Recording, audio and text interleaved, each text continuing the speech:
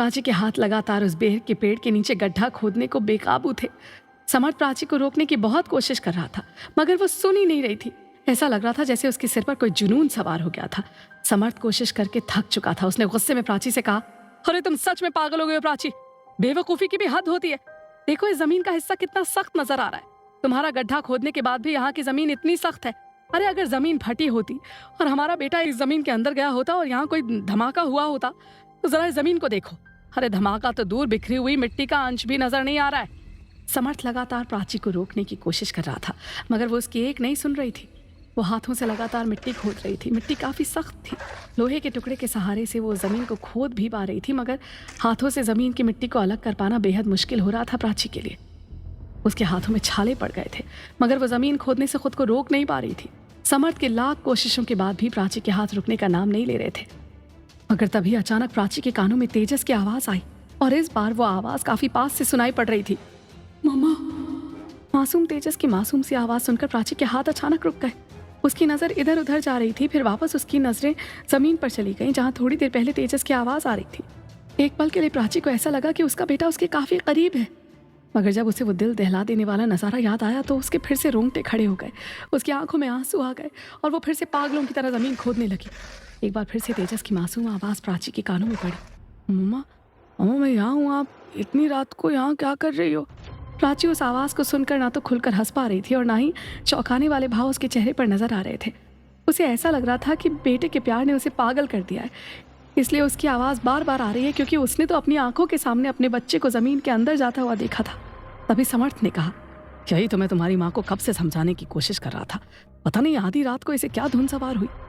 एक बार फिर से तेजस ने अपनी माँ प्राची को मम्मा कहकर बुलाया, मगर इस बार उसकी आवाज़ के साथ उसका स्पर्श भी प्राची ने महसूस किया। तेजस ने पीछे से प्राची के गले में अपनी नन्ही नन्ही दोनों हाथों से अपनी बाहों का हाथ डाला और कहा, मम्मा आप क्या कर रहे हो? आप दोनों की आवाज़ ने मेरी नींद तोड़ दी, मुझे आपकी गोद में सोना है।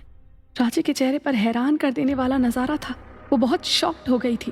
वो कभी ज़मीन की तरफ देखती तो कभी हाथों को अपने गले में पड़ा देखती, बच्चे के हाथ को टटोल कर देखती, मगर अब तक उसकी हिम्मत नहीं हुई थी पीछे मुड़कर तेजस को देखने की।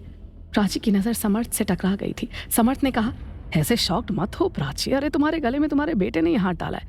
अगर अब भी यकीन नहीं हो रहा है तो पीछे पलट कर देखो, तुम्हारा तेजस खड़ा है। समर्थ की बातें सुनकर प्राची के चेहरे पर दर्द के भाव उभर आए। ये दर्द अपने बेटे को खोने का डर था। लड़खड़ाती आवाज में प्राची के मुंह से निकला, मेरा मेरा बेटा, मेरा बच्चा तेजस। प्राची के होठों पर खुशी के भाव थे और आंखों में खुशी के आंसू। उसके सवाल करने पर जब समर्थ ने अपनी आंखों से इशारा किया तब प्राची खुद को रोक ना सकी। उसने पलटकर पीछे देखा तो उसका मासूम 8 साल का बेटा तेजस ही खड़ा था। तेजस की आंखें नींद में गोते लगा रही थी। वो पूरी तरह से जागा नहीं था। उसका चेहरा देखकर ऐसा लग रहा था जैसे उसे बहुत नींद आ रही हो। प्राची और समर्थ के बीच बहस छिड़ने की वजह से वो जाग गया था और अपने कमरे से बाहर आ गया।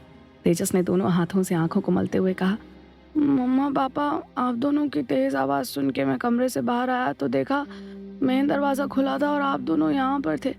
इतनी रात को आप यहाँ क्या कर रहे हो? चलो ना मम्मा, मुझे बहुत नींद आ रही है। प्राची हैरान नज़रों से तेजस की तरफ देख रही थी। उसने सर से पैर तक तेजस को निहारा और उसके माथे को चूमने लगी।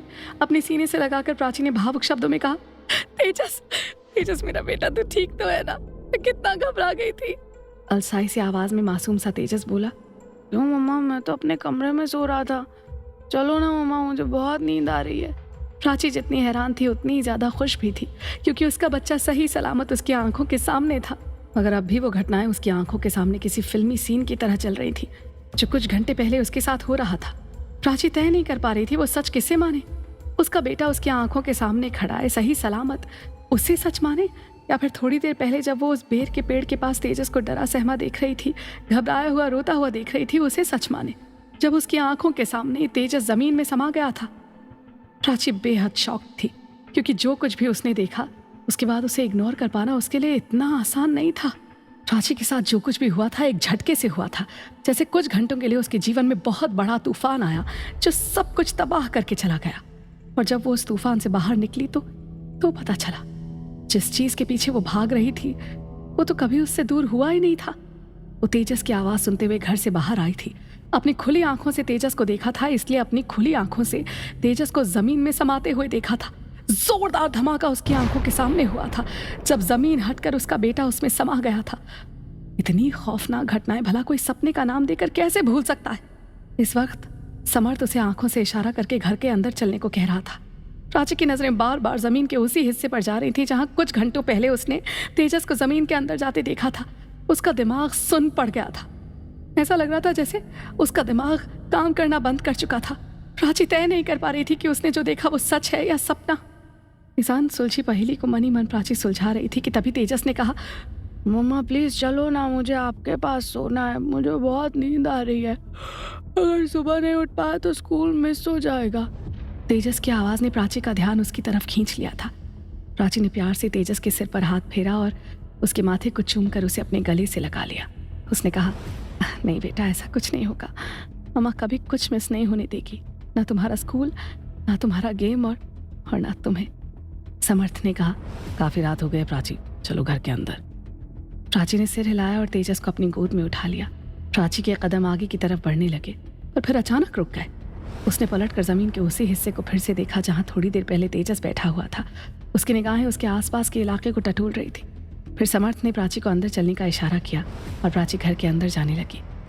मगर उसके मन में जो सवाल चल रहा था उसका जवाब अब भी मन ही मन वो तलाश रही थी। अंदर कमरे में प्राची तेजस को सुला रही थी। तेजस गहरी नींद में जा चुका था, जिसकी एक तरफ प्राची और दूसरी तरफ समर्थ था। परेशान प्राची का चेहरा देखकर समर्थ बोला, क्या हो गया था तुम्हें प्राची?